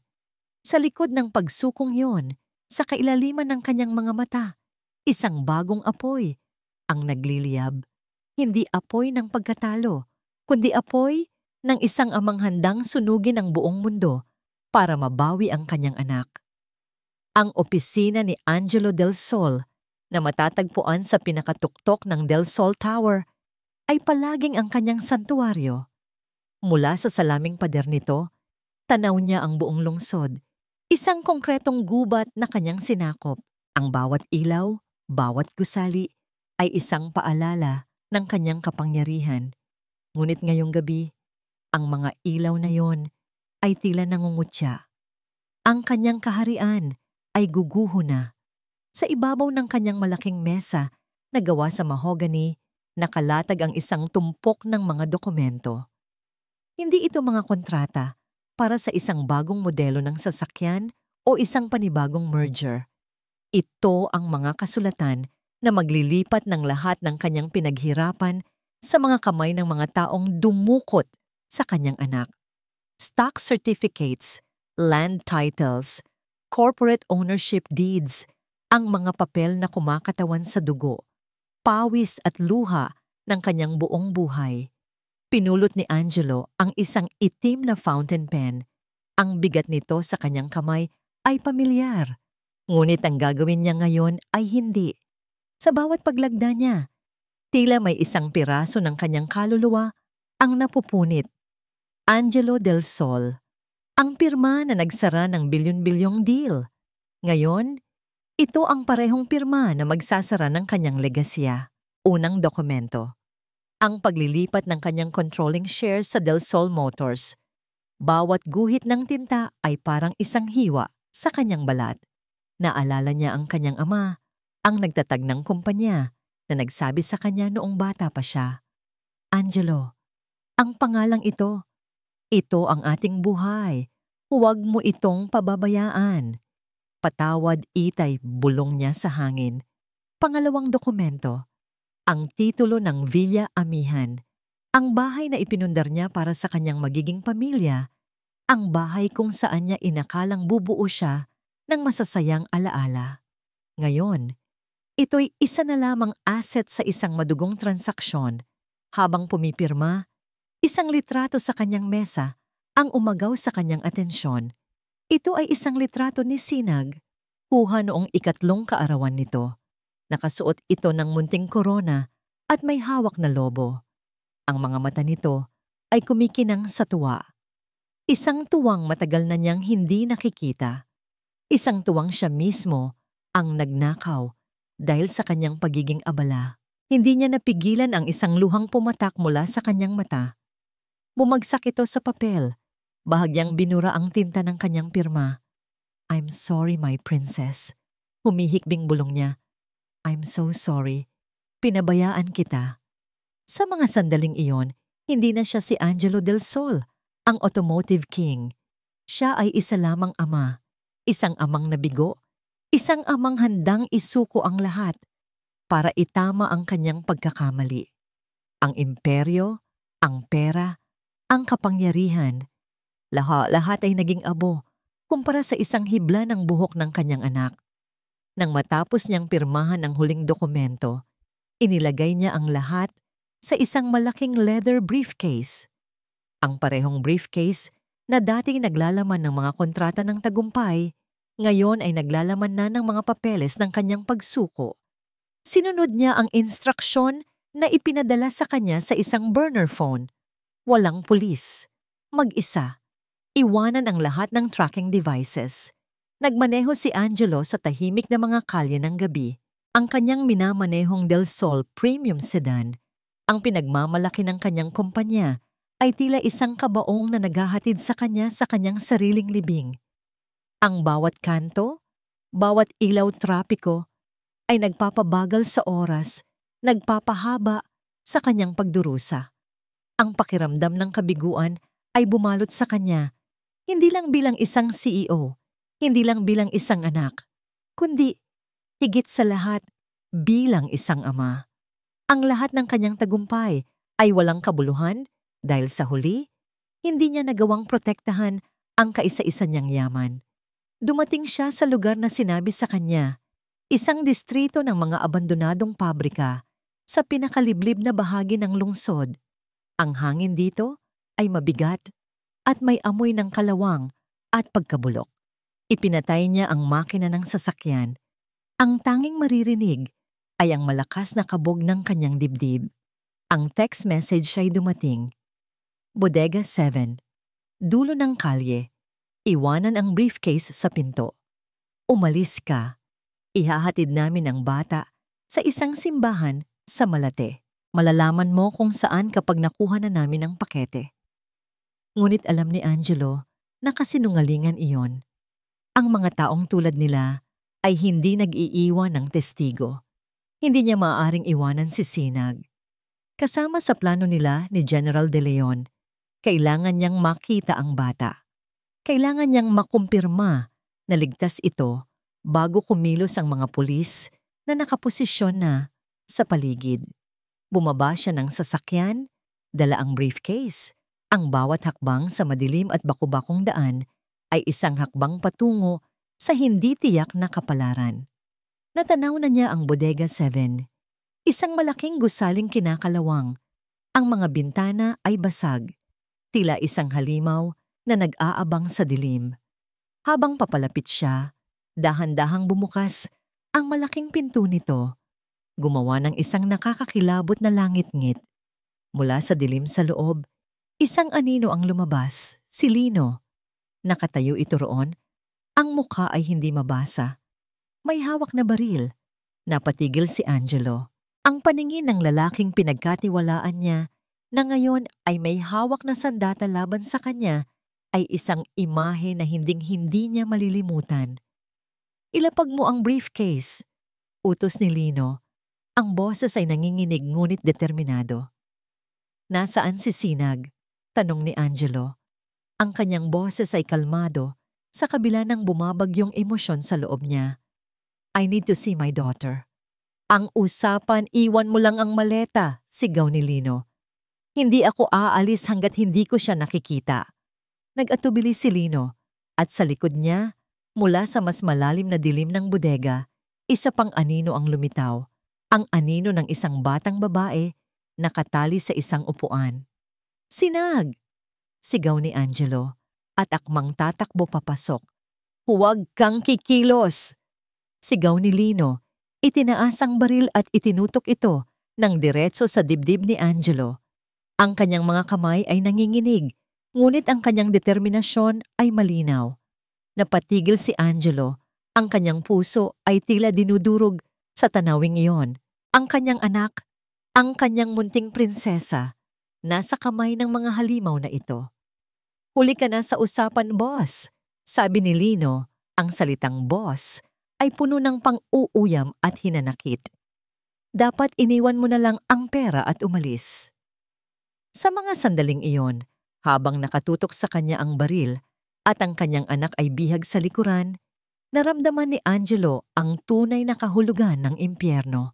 Lahat ay nawala. Ang kanyang kumpanya, ang kanyang tiwala. At ngayon, marahil, pati ang kanyang buhay at ang buhay ng kanyang anak. Ang hangin sa loob ng bodega ay mabigat, puno ng alikabok at tensyon. Ang liwanag mula sa isang nag-iisang bombilya sa itaas ay lumilikha ng mahahabang anino, ginagawang mas nakakatakot ang eksena. Si Angelo ay nakatayo na parang bato. Ang kanyang mga mata ay nakatuon hindi sa baril ni Lino, kundi sa maliit na anyo ni Sinag sa likuran nito. "Daddy?" Umiiyak na sigaw ni Sinag. Ang kanyang boses ay garalgal dahil sa takip sa bibig. Pilit siyang gumagalaw sa kanyang upuan. Ang sigaw na yon ay nagpunit sa puso ni Angelo. Nag-alab ang isang primordial na galit sa loob niya. Isang galit na hindi pa niya naramdaman kailanman. "Lino, bitawan mo ang anak ko," sabi ni Angelo. Ang boses ay kalmado, ngunit may nakatagong bagsik. "Ang laban na ito ay sa akin at sa nag-utos sa'yo. Huwag mong idamay ang bata." "Wala nang laban, Angelo." Isang pamilyar na boses ang umalingaw-ngaw mula sa dilim.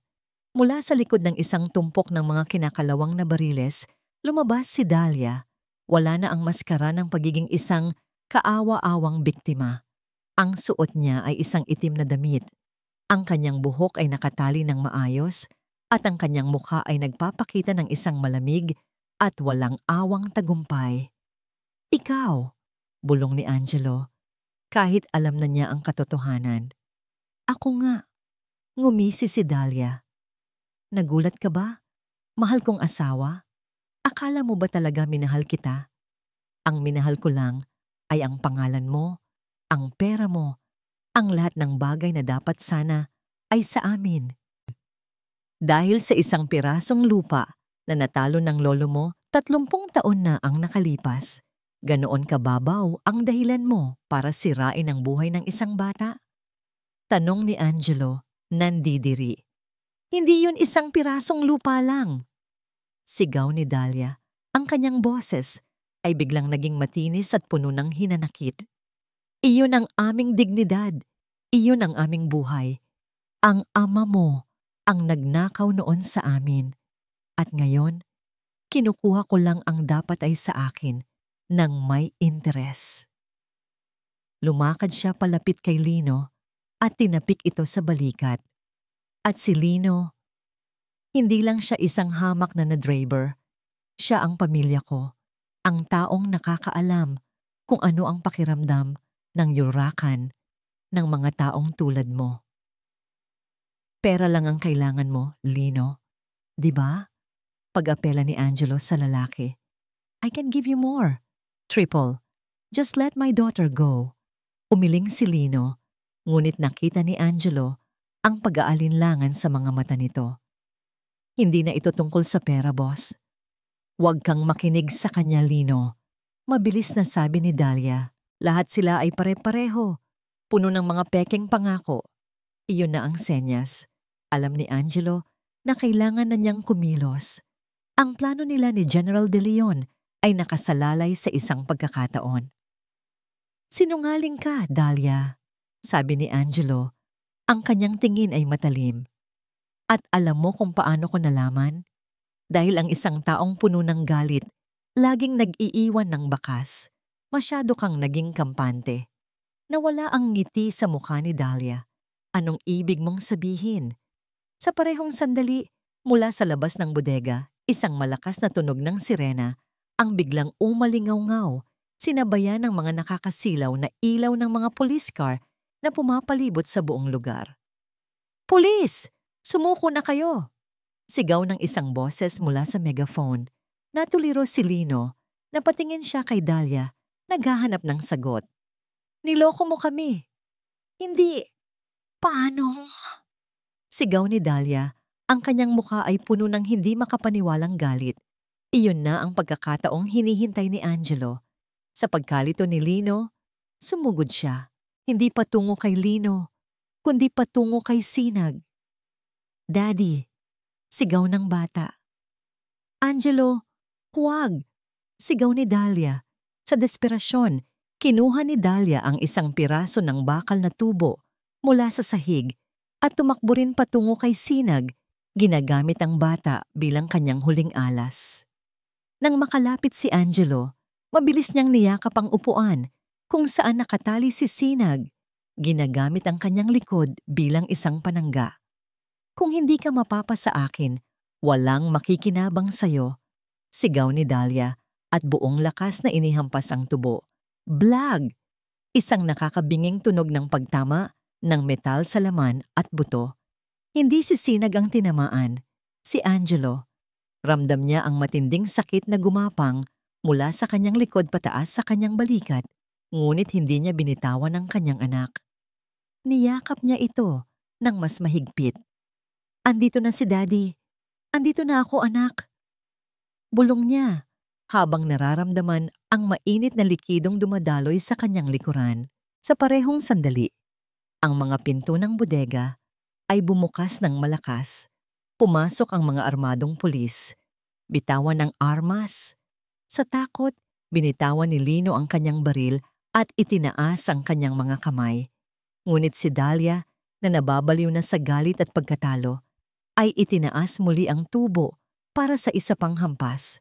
Bago pa man niya ito maibaba, isang putok ng baril ang umalingaw-ngaw sa buong bodega.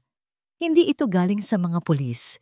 Isang specialized na sniper mula sa team ni General De Leon na nakaposisyon sa isang gusali sa tapat ang bumaril sa kamay ni Dahlia na may hawak ng tubo.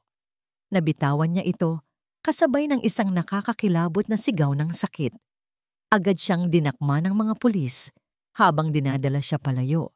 Ang kanyang mga mata ay puno ng walang hanggang galit, nakatitig kay Angelo. "Hindi pa tayo tapos, Angelo. Tandaan mo yan." Ang mga pulis ay mabilis ding lumapit kay Lino na sumuko na ng walang laban. Natapos na ang lahat. Ang mga paramedic ay sumugod papasok. Tinulungan nila si Angelo na tumayo at mabilis na kinalagan si Sinag. "Daddy!" Umiiyak na, sabi ni Sinag at tumakbo para yakapin ang kanyang ama. Isinubsob ang kanyang muka sa dibdib nito. Sa kabila ng matinding sakit, niyakap ni Angelo ang kanyang anak. Isang yakap na puno ng ginhawa, pagsisisi at walang katumbas na pagmamahal. Habang hinihimas niya ang buhok ni Sinag, ang kanyang paningin ay nagsimulang manlabo. Ang huli niyang nakita, bago siya lamunin ng dilim, ay ang umiiyak na mukha ng kanyang anak. Isang mukhang ligtas na ngayon. Ito ang tunay na halaga. Hindi ang kumpanya, hindi ang pera, kundi ang mainit na yakap na ito. Ito ang kanyang tunay na pamana. Ang unang nagising sa kamalayan ni Angelo ay hindi ang sakit, kundi ang amoy. Ang amoy ng antiseptic. Ang pamilyar na amoy ng isang ospital. Dahan-dahan niyang iminulat ang kanyang mga mata. Ang unang nakita niya ay ang puting kisame. Pagkatapos, isang IV drip na nakakabit sa kanyang braso. Sinubukan niyang bumangon, ngunit isang matinding kirot sa kanyang likod at balikat ang pumigil sa kanya. Ipinaalala ang hampas ng tubo. "Dahan-dahan lang, sir." Isang boses ng nurse ang narinig niya. "Ang anak ko."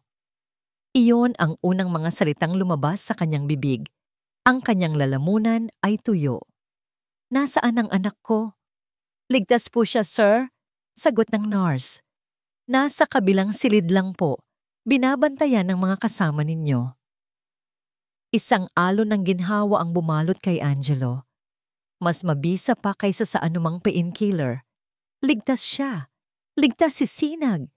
Makalipas ang ilang oras, pagkatapos siyang suriin ng doktor, isang bali sa tadyang at matinding pasa, ngunit walang pinsalang permanente, pinayagan siyang makita ang kanyang anak.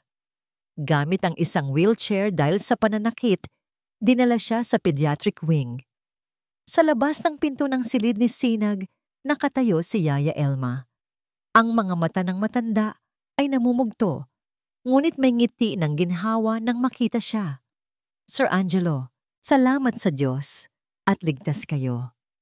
Siya, Yaya? Kumusta siya? Tanong ni Angelo. Umiling si Yaya Elma at ang nangiti ay napalitan ng lungkot. Hindi po siya nagsasalita, sir, mula pa kagabi. Ayaw din po niyang kumain. Nakatitig lang po siya sa kawalan. Ang mga salitang yon ay mas masakit pa kaysa sa kanyang mga sugat. Itinulak ni Angelo ang pinto at pumasok. Nakita niya si Sinag na nakaupo sa kama, nakatingin sa bintana. Ang kanyang dilaw na bestida ay napalitan na ng isang puting damit pasyente. Malinis na siya, ngunit ang kanyang mga mata. Ang mga mata niya ay walang buhay. Ang kislap na dati naroon, kahit pamanpilit, ay ganap na nawala. Tila isang manikang nabasag. Sinag, mahinang tawag ni Angelo. Hindi lumingon ang bata. Hindi man lang kumurap. Lumapit si Angelo, iniwan ang wheelchair at maingat na umupo sa gilid ng kama. Ang bawat galaw ay isang pagsubok sa kanyang pisikal na sakit, ngunit binaliwala niya ito. Anak, andito na si Daddy? Sabi niya. Dahan-dahang iniaabot ang kanyang kamay para hawakan ang kamay ni Sinag. Naramdaman niya ang bahagyang pag-igtad ng bata sa kanyang pagdampi. Agad niyang binawi ang kanyang kamay na parang napaso. Ang simpleng kilos na yon, ang bahagyang pag-iwas na yon, ay mas masakit pa kaysa sa anumang sugat sa kanyang katawan. Doon niya naintindihan ang mga sugat na hindi nakikita. Ang mga sugat sa isipan at sa puso ay 100 beses na mas malala. Hindi na siya nagsalita. Naupo lang siya roon sa gilid ng kama, 1 metro ang layo mula sa kanyang anak. Pinanood niya itong huminga. Pinanood niya ang paggalaw ng sinag ng araw sa pader ng silid. Pinanood niya ang paglipas ng mga oras. Hindi siya umalis. Nang dumating ang gabi, hindi pa rin siya umalis. Dinalhan siya ni Yaya Elma ng kumot at unan at doon siya natulog sa sofa. Ang kanyang mga mata ay hindi kailanman lumayo sa kanyang anak. Ito ang unang gabi sa loob ng maraming taon na ang kanyang huling iniisip bago matulog ay hindi ang Del Sol Motors, kundi si Sinag Del Sol. Kinabukasan, isang doktor ang kumausap sa kanya, isang child psychologist, si Dr. Lena Reyes. Isang babaeng may malumanay na ngiti, ngunit may mga matang nakakabasa ng kaluluwa. Mr. Del Sol, simula ni Dr. Reyes habang nakaupo sila sa isang maliit na opisina. Ang pisikal na mga sugat ng anak ninyo ay maghihilom, ngunit ang kanyang pinagdaanan, ito ay isang matinding trauma. Ano po ang dapat kong gawin, doktora? I can hire the best therapists, buy her anything she wants. Marahang umiling si Dr. Reyes. Ang trauma, Mr. Del Sol, ay hindi isang bali sa buto na kayang ayusin ng operasyon. At hindi rin ito isang laruan na pwedeng palitan kapag nasira. Ito ay isang sugat sa kaluluwa. At ang tanging gamot dito ay isang bagay na hindi nabibili ng pera. Oras, pasensya, at higit sa lahat, pakiramdam ng seguridad. Seguridad? Ang mundo ni Sinag ay biglang naging isang mapanganib na lugar. Paliwanag ng doktora. Ang mga taong pinagkakatiwalaan niya ay nanakit sa kanya. Ang kanyang tahanan ay hindi naging ligtas. Ang kanyang katahimikan ngayon ay isang pader na kanyang itinayo para protektahan ang kanyang sarili. Nasa loob siya ng pader na yon kung saan pakiramdam niya ay ligtas siya. Paano ko siya mailalabas doon? Desperadong tanong ni Angelo. Hindi ninyo siya pipiliting lumabas. Sagot ni Dr. Reyes, ang gagawin ninyo ay gagawa kayo ng isang mundo sa labas ng pader na yon na napakaligtas, napaka-mapagmahal at napaka-maaasahan na siya mismo ang magpapasya na lumabas. Kailangan niyang maramdaman sa bawat hibla ng kanyang pagkatao na hinding-hindi na ninyo siya iiwan ulit. Ang mga salitang yon ay tumagos sa puso ni Angelo. Hinding-hindi na ninyo siya iiwan ulit. Pagkatapos ng pag-uusap na yon, bumalik si Angelo sa kanyang silid sa ospital at gumawa ng isang tawag. Hindi ito sa kanyang abogado o sa kanyang broker. Ito ay sa kanyang executive vice president. Marco, sabi ni Angelo, ang kanyang boses ay kalmado, ngunit may bigat ng isang pinal na desisyon.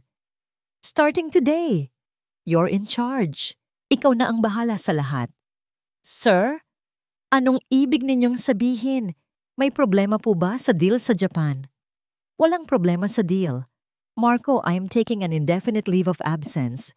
Pagpapatuloy ni Angelo. Hindi ko alam kung kailan ako babalik. Maaaring hindi na. Narinig niya ang pagkabigla sa kabilang linya. Pero Sir Angelo, ang board, ang mga stockholders, ang anak ko ang tanging stockholder na mahalaga sa akin ngayon. Putol ni Angelo. My daughter is my only priority. Do you understand? Yes, sir. Loud and clear. Nang ibaba niya ang telepono, pakiramdam niya ay isang malaking kadena ang natanggal sa kanyang mga balikat. Sa unang pagkakataon, naramdaman niyang malaya siya. Lumipas ang 2 pang araw. Ang routine ay pareho. Gigising si Angelo sa sofa. Uupo sa tabi ng kama ni Sinag. Minsan, magbabasa siya ng libro ng mga bata sa malumanay na boses kahit walang reaksyon ng bata. Minsan, ikukwento niya ang tungkol sa kanyang yumaong ina, ang lola ni Sinag. Hindi siya humihingi ng sagot. Nagpapakita lang siya. Naghihintay. Isang gabi, habang papalubog na ang araw at kulay kahel na ang langit sa labas ng bintana, tahimik lang siyang nakaupo. Walang nagsasalita. Tanging ang mahinang tunog ng mga makina ng ospital ang maririnig. At sa gitna ng katahimikang iyon, isang boses ang bumasag dito. Isang boses na napakaliit, garalgal, dahil sa hindi paggamit, halos isang bulong. Daddy, napahinto sa paghinga si Angelo. Dahan-dahan siyang lumingon. Si Sinag ay nakatingin sa kanya. Sa wakas, pagkatapos ng ilang araw na tila 1 taon, ang kanyang mga mata ay nakatuon sa kanya.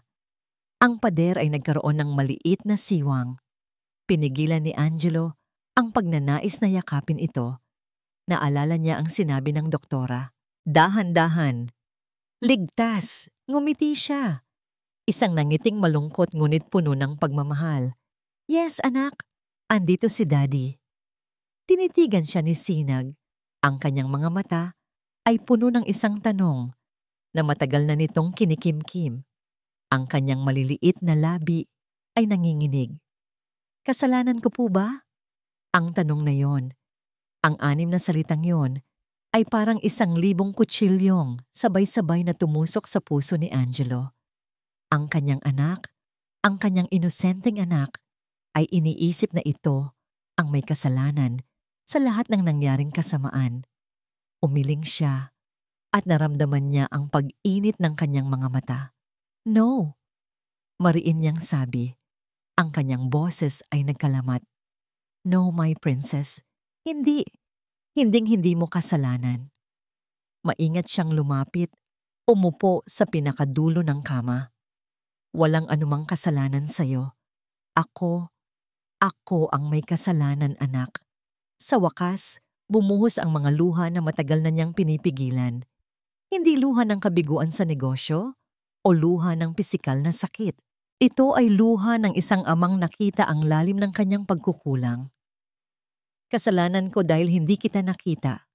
Pagpapatuloy niya, hinahayaang dumaloy ang mga luha sa kanyang pisngi. Masyado akong nabulag sa mga bagay na akala ko'y importante. Masyado akong abala sa pagbuo ng isang kaharian, hindi ko namalayan na ang aking prinsesa ay nalulungkot at nasasaktan. At dahil doon, anak, habang buhay akong hihingi ng tawad sa'yo, hindi niya inaasahan ang susunod na mangyayari.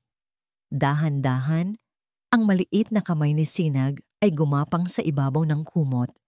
Gumalaw ito, nag-atubili sa simula, hanggang sa maabot nito at marahang dumampi sa kamay ni Angelo na nakapatong sa kama. Hindi ito isang mahigpit na hawak, isa lamang itong dampi. Ngunit para kay Angelo, ang dampi na yon ay mas makapangyarihan pa kaysa sa lahat ng kontratang kanyang pinirmahan. Ito ang unang hakbang, ang unang sinag ng liwanag pagkatapos ng isang napakahabang gabi. Hinigpitan niya ng bahagya ang kanyang hawak, isang kilos na nagsasabing, "Nandito na ako, hindi na ako aalis." Sa unang pagkakataon, hindi umigtad si Sinag. 6 na buwan ang lumipas. Ang Villa Amihan, kasama ang mga matataas na pader at malalamig na sahig na marmol, ay isa na lamang malayong alaala. Ang Del Sol Tower na dating tinitingala ni Angelo bilang isang dambana ng kanyang mga nagawa ay isa na lamang gusali na kanyang nadadaanan. Ibinenta niya ang karamihan sa kanyang shares sa kumpanya, sapat lamang para mapanatili ang isang komportableng buhay para sa kanilang dalawa ni Sinag at tinalikuran ang lahat ng posisyon sa board. Ang kanilang mundo ngayon ay isang maliit na bahay na bato sa tabi ng dagat sa isang tahimik na probinsya. Ang maririnig dito tuwing umaga ay hindi ang ingay ng trapiko, kundi ang huni ng mga ibon at ang banayad na hampas ng alon sa dalampasigan. Ang amoy ay hindi na amoy ng leather at mamahaling pabango, kundi amoy ng alat at ng mga bulaklak sa kanilang maliit na hardin. Ang buhay ni Angelo ay hindi na umiikot sa stock market o sa mga board meeting. Umiikot na ito sa schedule ni Sinag. Ang umaga ay para sa paghahanda ng almusal, pancake na may mga prutas na bumubuo ng isang nakangiting mukha. Ang tanghali ay para sa pagbabasa ng mga libro sa ilalim ng isang malaking puno ng mangga. At ang gabi, ang pinakapaborito niyang bahagi ng araw ay para sa ritual bago matulog. Gabi-gabi, sa maliit na silid ni Sinag na pininturahan ng kulay langit, uupo si Angelo sa gilid ng kama at magbabasa ng isang kwento. Ang kanyang boses, na dating sanay sa pagbibigay ng utos sa daan-daang empleyado, ay malumanay at puno ng pasensya. Hindi niya minamadali ang mga pahina. Hihintayin niya si Sinag na tingnan ang bawat larawan. At kapag ang mga talukap ng bata ay nagsimula ng bumigat, isasara niya ang libro. Hihintayin niya itong makatulog sa kanyang mga braso. At saka lamang niya ito maingat na ihahatid sa kama, hahalikan sa noo, at bubulungan ng, "I love you, my princess." Ang paggaling ay hindi isang tuwid na linya. May mga araw na si Sinag ay tahimik pa rin. May mga gabi na nagigising siyang umiiyak mula sa isang masamang panaginip. Ngunit sa bawat pagkakataon, naroon si Angelo. Isang matatag na presensya, isang ligtas na kanlungan. Hindi na siya nagmamadali. Hindi na siya tumitingin sa kanyang relo. Ang tanging oras na mahalaga ay ang oras na kasama niya ang kanyang anak. Isang hapon, habang si Angelo ay nag-aayos ng ilang mga dokumento sa kanyang maliit na study, mga resibo ng grocery at bayarin sa kuryente, hindi na mga merger agreements, lumapit si Sinag. May dala itong isang piraso ng papel. Walang imik, inilapag niya ito sa mesa sa harap ni Angelo. Kinuha ito ni Angelo. Ito ay isang drawing, gawa sa Crayola, 2 figura, isang malaki at isang maliit. Parehong stick figures, magkahawak ang kanilang mga kamay, at sa itaas nila, isang malaking dilaw na araw na may nakangiting mukha. Naramdaman ni Angelo ang paninikip ng kanyang lalamunan. Tiningnan niya si Sinag na nakatayo lang doon. Pinagmamasdan ang kanyang reaksyon. "This is..." Nagsimula si Angelo, ngunit ang kanyang boses ay nabasag. "The most beautiful thing I have ever seen." Kinuha niya ang drawing, maingat na parang ito ang pinakamahalagang kontrata sa buong mundo. Itinabi niya ang mga resibo at inilagay ang drawing sa gitna ng kanyang mesa, ang obra maestra ng kanyang anak. "Thank you, Sinag," sabi niya. Ang kanyang mga mata ay nag-uumpisa ng mamasa. Sa unang pagkakataon, Isang maliit na ngiti ang sumilay sa labi ni Sinag. Kinahapunan, habang ang araw ay papalubog na at ginagawang ginto ang buong dalampasigan, niyaya ni Angelo si Sinag na maglakad. "Gawa tayo ng kastilyo, Daddy," sabi ni Sinag. Ang kanyang boses ay mas malinaw na ngayon. "Sige ba?" sagot ni Angelo. Umupo sila sa buhanginan. Ang kanilang mga paa ay hinahalikan ng dahan-dahang pag-atras ng tubig.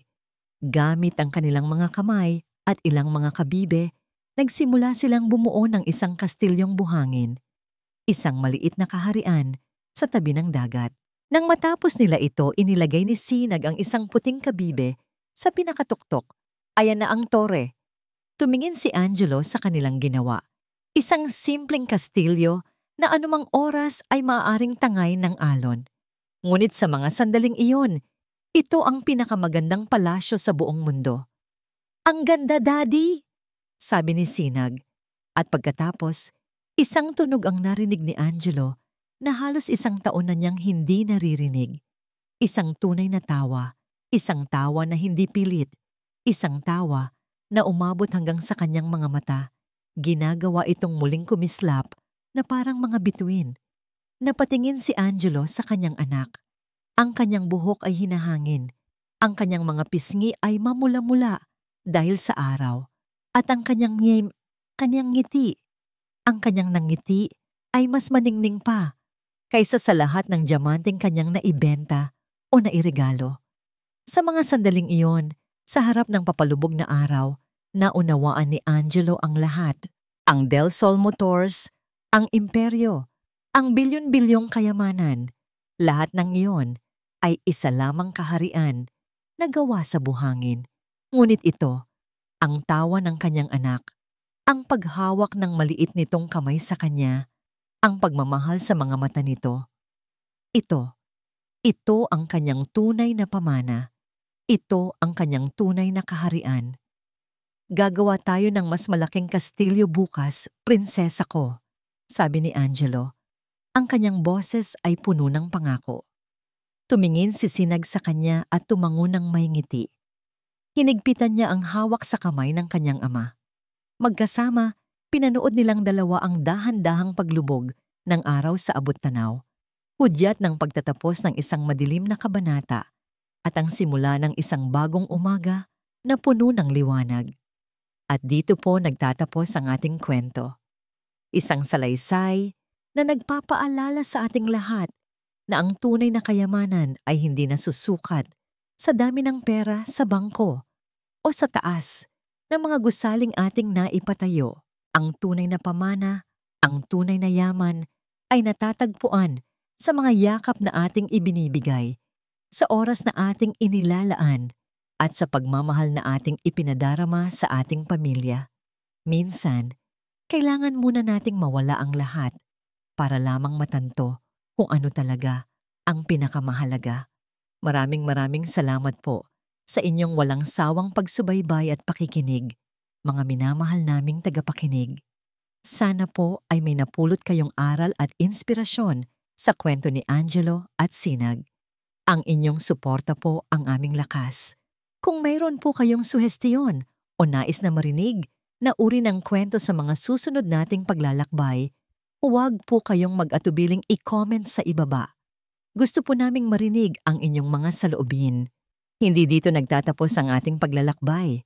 Marami pa pong kwentong kasing ganda at mas puno ng aral dito sa aming channel. Kung nagustuhan nyo ang kwentong ito, i-like, i-share sa pamilya at mga kaibigan, at mag-subscribe na rin para lagi kayong updated sa mga susunod pa naming kwento. I-click nyo ang notification bell para kayo ang unang makarinig kapag may bago kaming upload. Pagpalain po kayo ng Panginoon, kayo at ang inyong buong pamilya. Hanggang sa muli.